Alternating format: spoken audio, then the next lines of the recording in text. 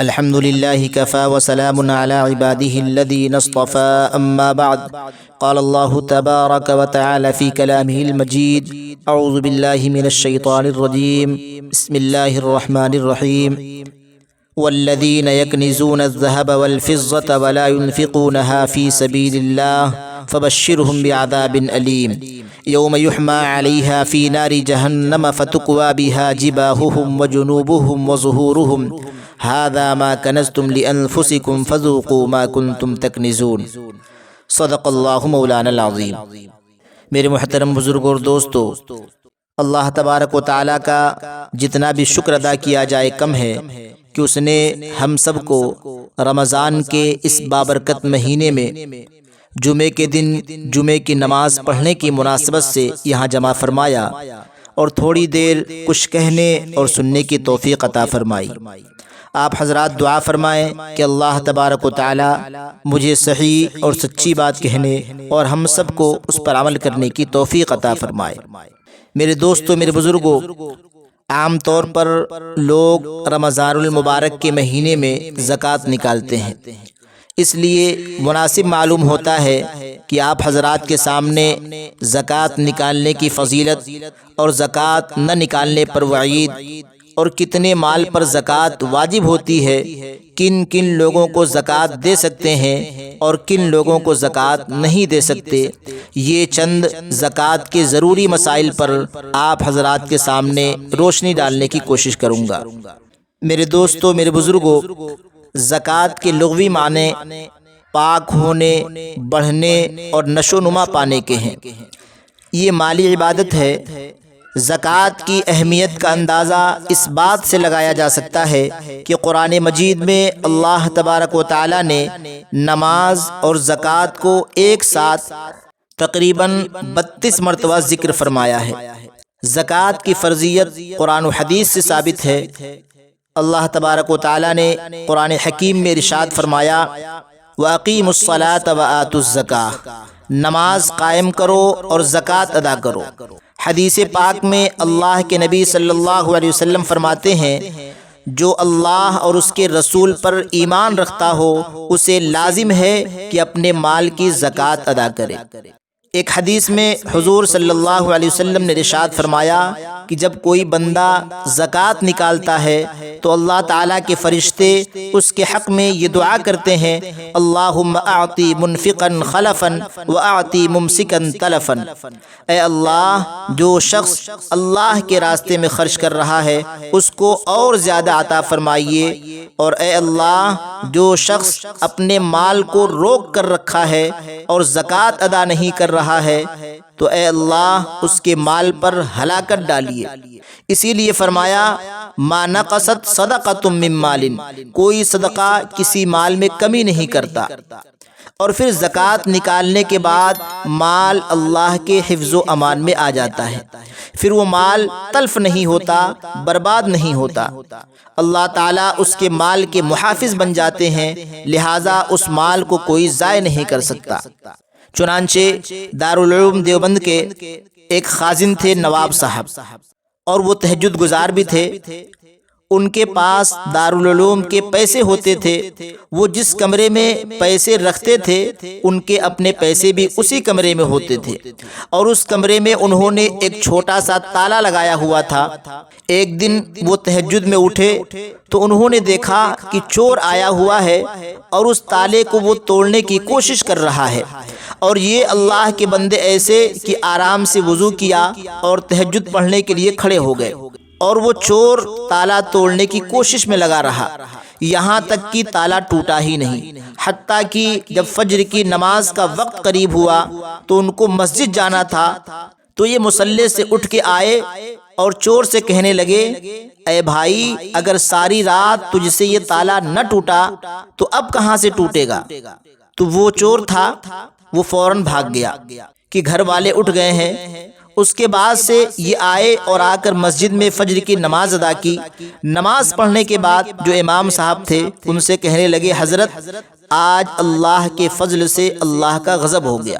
امام صاحب نے کہا کہ کیا مطلب؟ تو انہوں نے پورا واقعہ سنایا۔ تو امام صاحب نے کہا کہ جب آپ اٹھ گئے تھے تو آپ کو پہلے چور کو بھگانا چاہیے تھا، آپ نے کیوں نہیں بھگایا؟ تو وہ خازن صاحب ناراض ہونے لگے اور کہنے لگے میں اپنے مال کی پوری زکوٰۃ دیتا ہوں، ممکن ہی نہیں تھا کہ چور میرے تالے کو توڑ کے چوری کر سکتا، میرا مال میرے اللہ کی حفاظت میں ہے۔ یہ ہے زکوٰۃ نکالنے کے فائدے۔ اور اگر آپ نے زکوٰۃ میں 1 روپیہ نکالا تو اللہ کے ہاں آپ کو کم سے کم 700 روپے کا ثواب ملے گا۔ پھر آگے اللہ فرماتے ہیں واللہ یضاعف لمن یشاء، آگے جیسا آپ کا اخلاص ہوگا تو اللہ اسے اور بڑھا دے گا۔ 1 روپے زکوٰۃ نکالنے سے 700 روپے کا ثواب مل رہا ہے۔ اندازہ لگائیے کتنا بینیفٹ ہے ہمارے اور آپ کے لیے۔ اور پھر ہم اور آپ سوچیں کہ یہ تو ہمارے اوپر بوجھ ہے، تو میرے بھائیوں یہ ہمارے اور آپ کے اوپر بوجھ نہیں ہے، بلکہ ہم اور آپ اللہ کا شکر ادا کریں کہ اللہ نے ہمیں اور آپ کو دینے والا بنایا ہے، لینے والا نہیں۔ تو میرے دوستو یہ تھے زکوٰۃ نکالنے کے فائدے اور فضیلت۔ اور بھی احادیث کریمہ میں زکوٰۃ نکالنے کے بہت ساری فضیلتیں بیان کی گئی ہیں۔ اب آئیے زکوٰۃ واجب ہونے کے باوجود زکوٰۃ نہ نکالنے پر کیا کیا وعیدیں بیان کی گئی ہیں قرآن و احادیث میں، اسی مقصد کے تحت میں نے خطبے میں قرآن کریم کی 2 آیتیں تلاوت کی تھی۔ ان آیات میں اللہ تعالیٰ نے ان لوگوں پر بڑی سخت وعید بیان فرمائی ہے جو اپنے مال کی کما حقہ زکوٰۃ نہیں نکالتے، ان کے لیے بڑے سخت الفاظ میں عذاب کی خبر دی گئی ہے۔ چنانچہ فرمایا گیا جو لوگ اپنے پاس سونا اور چاندی جمع کرتے ہیں اور اس کو اللہ کے راستے میں خرچ نہیں کرتے تو اے نبی صلی اللہ علیہ وسلم آپ ان کو ایک دردناک عذاب کی خبر دے دیجئے۔ یعنی جو لوگ اپنا پیسہ، اپنا روپیہ، اپنا سونا چاندی جمع کرتے جا رہے ہیں اور ان کو اللہ کے راستے میں خرچ نہیں کرتے، ان پر اللہ تعالیٰ نے جو فریضہ عائد کیا ہے اس کو ادا نہیں کرتے، تو اے اللہ کے نبی آپ ان کو یہ خوشخبری سنا دیجئے کہ ایک دردناک عذاب ان کا انتظار کر رہا ہے۔ پھر دوسری آیت میں اس دردناک عذاب کی تفصیل بیان فرمائی گئی کہ وہ دردناک عذاب اس دن ہوگا جس دن اس سونے اور چاندی کو آگ میں تپایا جائے گا اور پھر اس سے آدمی کی پیشانی، اس کے پہلو اور اس کے پشت کو داغا جائے گا اور اس سے یہ کہا جائے گا ھذا ما کنزتم لانفسکم فذوقوا ما کنتم تکنزون، یہ ہے وہ خزانے جو تم نے اپنے لیے جمع کیا تھا، آج تم اس خزانے کا مزہ چکھو جو تم اپنے لیے جمع کر رہے تھے۔ اللہ تعالی ہر مسلمان کو اس عذاب سے محفوظ رکھے۔ میرے دوستو، میرے بزرگوں، بہت سے لوگ تو وہ ہیں جو زکوٰۃ سے بالکل بے پرواہ ہیں، اللہ کی پناہ۔ ان کی سوچ تو یہ ہے کہ یہ 2.5% کیوں نکالیں، بس جو مال آ رہا ہے وہ آئے۔ دوسری طرف بعض لوگ وہ ہیں جن کو زکوٰۃ کا کچھ نہ کچھ احساس ہے اور وہ زکوٰۃ نکالتے بھی ہیں، لیکن زکوٰۃ نکالنے کا جو صحیح طریقہ ہے وہ طریقہ اختیار نہیں کرتے۔ جب 2.5% زکوٰۃ فرض کی گئی تو اس کا تقاضا یہ ہے کہ ٹھیک حساب لگا کر زکوٰۃ نکالی جائے۔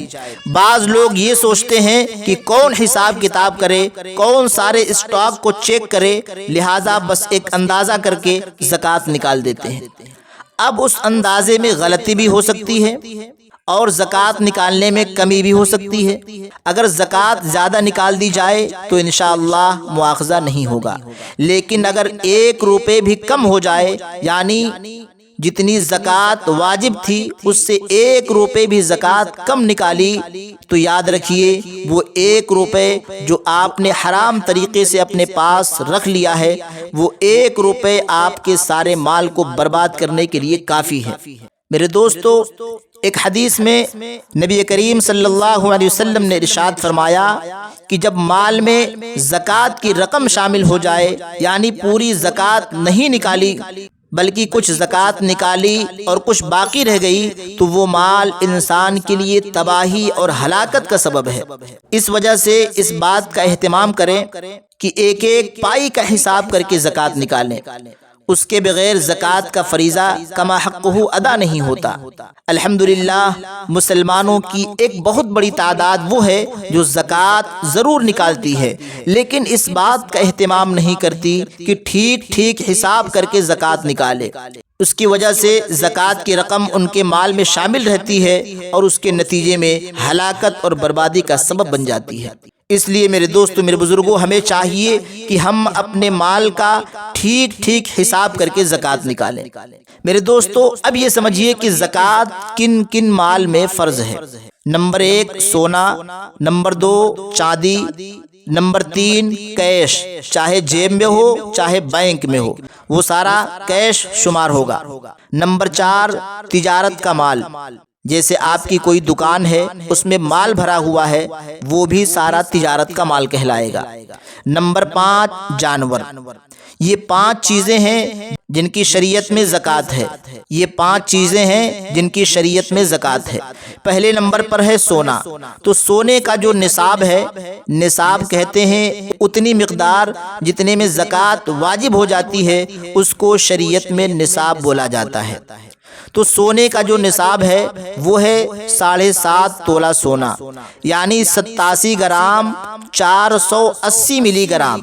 یعنی اگر کسی کے پاس صرف سونا ہے، چاندی نہیں ہے، کیش نہیں ہے، مال تجارت نہیں ہے، صرف سونا ہی سونا ہے، تو اگر کسی کے پاس 87 گرام اور 480 ملی گرام سونا ہوگا تو اس کے اوپر زکوٰۃ فرض ہوگی، اور اگر اس سے کم ہے تو زکوٰۃ فرض نہیں ہوگی۔ یہ سونے کا نصاب ہے۔ اب چاندی کا معیار کیا ہے؟ چاندی کا معیار ہے 612 گرام 360 ملی گرام چاندی۔ اگر کسی کے پاس 612 گرام 360 ملی گرام چاندی ہے، اس کے پاس سونا بالکل نہیں ہے، کیش بھی نہیں ہے اور تجارت کا مال بھی نہیں ہے، لیکن صرف 612 گرام 360 ملی گرام چاندی ہے، تو اس کے اوپر زکوٰۃ فرض ہے۔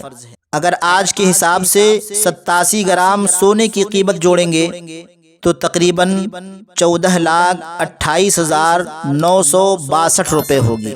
اسی طرح چاندی کا نصاب 612 گرام 360 ملی گرام، جو آج کل کے حساب سے تقریباً 1,77,480 روپے۔ تو اگر کسی کے پاس صرف چاندی 612 گرام 360 ملی گرام ہے تو اس کے اوپر زکوٰۃ فرض ہے۔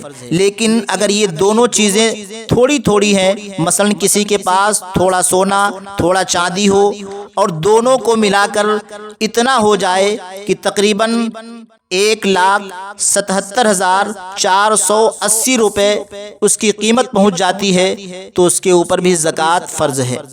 بعض لوگ یہ سوچتے ہیں کہ میرے پاس تھوڑا سونا ہے اور تھوڑا چاندی ہے تو میرے اوپر زکوٰۃ نہیں ہے، حالانکہ ایسا نہیں ہے۔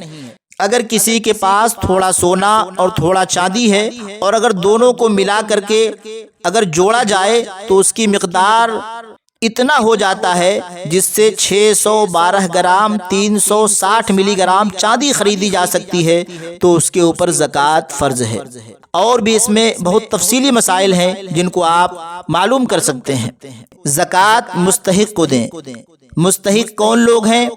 اگر کوئی شخص غریب اور ضرورت مند ہے اور اس کی ملکیت میں اس کی ضرورت اصلیہ سے زائد نصاب یعنی 52.5 تولہ چاندی کے برابر رقم نہیں ہے، اور نہ ہی اس قدر ضرورت سے زائد سامان ہے کہ جس کی مالیت نصاب کے برابر بنتی ہے، اور نہ ہی وہ سید ہے، تو اس شخص کے لیے زکوٰۃ کا لینا جائز ہے اور اس کو زکوٰۃ دینے سے زکوٰۃ ادا ہو جائے گی۔ اگر کسی کے پاس کچھ زیور اور ضرورت سے زائد کچھ نقدی ہو تو اگر دونوں کی قیمت ملا کر 52.5 تولہ چاندی کی قیمت کے برابر بنتی ہے تو اس کو زکوٰۃ دینا جائز نہیں ہے۔ اگر اس سے کم قیمت بنتی ہے تو اس کو زکوٰۃ دینا جائز ہوگا۔ اسی طریقے سے آج کل بعض پیشہ ور بھکاری جنہوں نے بھیک مانگنے کو اپنا پیشہ بنا رکھا ہے، صحت مند اور تندرست ہیں اور قوت بازو سے کما کر کھانے کی طاقت رکھتے ہیں، پھر بھی بھیک مانگتے رہتے ہیں۔ ایسے لوگوں کے لیے زکوٰۃ حلال نہیں۔ رسول اللہ صلی اللہ علیہ وسلم نے ارشاد فرمایا کہ زکوٰۃ حلال نہیں ہے غنی یعنی مالدار اور تندرست کے لیے۔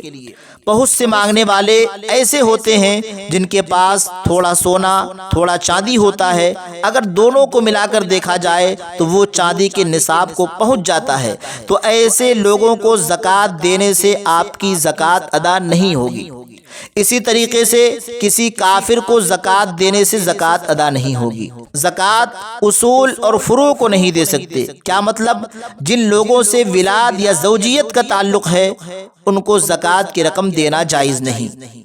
ولاد میں اوپر ماں باپ، دادا دادی، نانا نانی اور نیچے میں لڑکا لڑکی، پوتا پوتی وغیرہ وغیرہ۔ اسی طریقے سے میاں بیوی باہم ایک دوسرے کو زکوٰۃ کی رقم نہیں دے سکتے۔